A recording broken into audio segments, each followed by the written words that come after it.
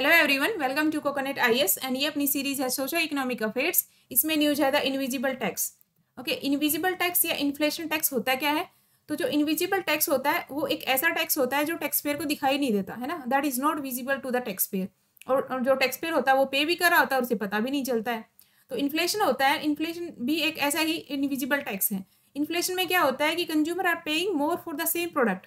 Okay, तो जो consumer होता है वो मतलब सेम ही प्रोडक्ट के ज़्यादा पैसे पे कर रहा होता है कि वही प्रोडक्ट है वो थोड़े दिन पहले 10 रुपये में मिल रहा था और वो इन्फ्लेशन की वजह से 15 रुपये में मिलना शुरू हो गया है। तो जो 5 रुपये का है ना, जो इनकम लॉस हो रहा है हमारा 5 रुपये का, जो हम 10 रुपये पे कर रहे थे और अभी 15 रुपये पे कर रहे हैं, तो जो 5 रुपये का जो इनकम लॉस है वो एक तरह से टैक्स ही है हमारे लिए, है ना। वो इन्फ्लेशन टैक्स है जो हमें दिखाई नहीं देता क्योंकि वो टैक्स के नाम उसके आगे लिखा नहीं है कि इतने रुपए का आप 5 रुपये का टैक्स दे रहे हो। वो तो इन्फ्लेशन है, वो तो बढ़ गया तो हमें पता नहीं चलता वो, लेकिन एक तरह से इन्फ्लेशन टैक्स ही होता है ना। तो ये है डेफिनेशन। ओके, डेफिनेशन ही ज़्यादा इस न्यूज़ में इंपॉर्टेंट थी और हम देख लेते हैं थोड़ा। वैसे ये वाली न्यूज़ मैंने कल ज़्यादा अच्छे से डिस्कस की थी। ये वाली जो है ना, अगर आपको देखना हो तो ये कंज्यूमर इन्फ्लेशन क्विकन्स टू 6.3%, जो कल की न्यूज़ थी वो ये वाली आप पहले देखना तो अच्छे से समझ में भी आएगा और ये काफ़ी अच्छी न्यूज़ है। तो आज वाली देखते हैं हम। वैसे सेम ही है, ज़्यादा डिफरेंस नहीं है कल वाली में और इसमें।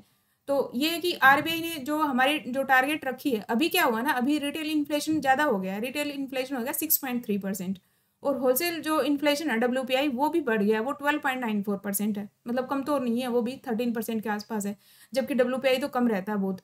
और रिटेल अपना 6.3% है।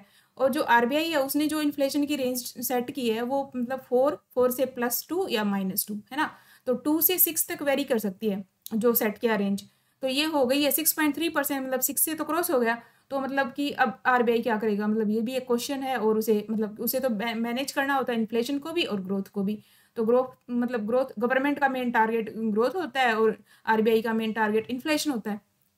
तो मतलब हम इस न्यूज़ में देखेंगे तो इतना सब हो गया है, किस लिए हुआ ये, क्योंकि फ्यूल प्राइसेस बढ़ गए हैं एक तो मेन चीज़। दूसरा जो एडिबल ऑयल हैं, पल्सीज हैं, एग्स हैं, मतलब फूड प्राइसेस भी बढ़ गए हैं। तो दोनों की वजह से मतलब बहुत ज़्यादा इन्फ्लेशन इंक्रीज हो गया है। और दूसरा कि ये जो जो बेस मतलब जो बेस था वो भी लो था, मतलब कम था बेस, तो उसकी वजह से एकदम प्राइस हाई ज़्यादा हो गया।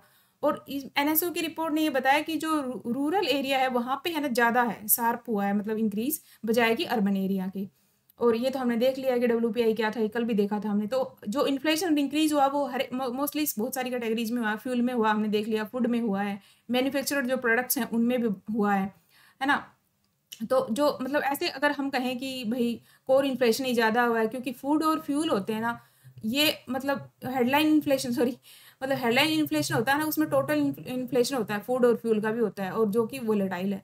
लेकिन अगर हम फूड और फ्यूल को हटा भी दें तो हमारा कोर बचता है, लेकिन कोर है वो भी 6% का मार्क उसने क्रॉस कर लिया है ना। तो हम ऐसा भी नहीं कह सकते कि सिर्फ फूड और फ्यूल की वजह से ही हो रहा है, क्योंकि 6% तो उसने भी, कोर ने भी कर दिया, जिसमें फूड और फ्यूल कवर नहीं होता है।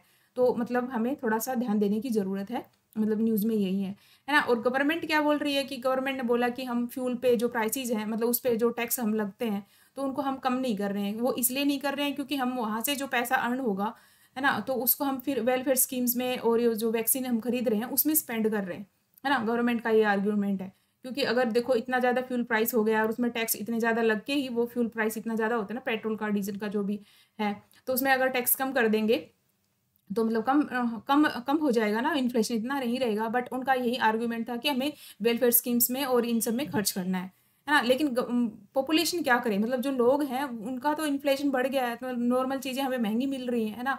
दूसरा, लोगों के पास जॉब लॉस हो गया है, इनकम लॉस हो गया है, मेडिकल कॉस्ट इतनी ज़्यादा बढ़ गई है, ऊपर से इन्फ्लेशन आ गया है।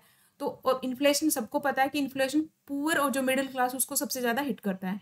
अब देखो, एडिबल ऑयल है या दूसरा जो भी मतलब हमारा पल्सीज है, एग्स है, खाने की चीज़ें हैं, ये तो हर कोई खरीदेगा ना, है ना। और पुअर लोग तो सब मतलब उनकी तो इनकम एक फिक्स होती है, मतलब उतनी ही होगी, और वो तो इंक्रीज भी नहीं होगी। उनके पास इतनी सेविंग भी नहीं होती है कि चलो पीछे वाली सेविंग से ही हम काम चला लें। तो सबसे ज़्यादा पुअर पीपल हिट होते हैं इन्फ्लेशन में, तो आरबीआई को इसका भी ख्याल रखना होता है। और गवर्नमेंट का जो ये कि जो वेलफेयर स्कीम में हम खर्च कर रहे हैं उधर से, तो एक तरह से ऑफसेट हो गया ना, कि हम उधर से पैसा लेके वेलफेयर में लगाएंगे और गरीब गरीब लोग वैसे पे कर रहे हैं इन्फ्लेशन में, और आप वेलफेयर स्कीम में उन्हीं को वैसे दे रहे हो। तो बात तो इक्वल सी हुई ना। तो मतलब यही था कि इसमें कोई ऑफसेट की वो नहीं है, वेलफेयर स्कीम ऑफसेट नहीं कर सकती कि जो एडवर्स इम्पैक्ट हो रहा है पूरे लोगों पे, वो वेलफेयर स्कीम से आप ऑफसेट नहीं करते हैं। जबकि आप मतलब एक तरह से रोल कर रहे हैं और उसमें ज़्यादा ही नुकसान होता है, मतलब उस चीज़ को वहाँ से लेके सर्कल की तरह घुमाना। चलो लेकिन ठीक है, जो भी है, ये न्यूज़ थी, हमने डिस्कस किया है। इनविजिबल टैक्स क्या होता है, इन्फ्लेशन टैक्स क्या होता है ना। इन्फ्लेशन एक तरह से टैक्स ही है। Thank you so much.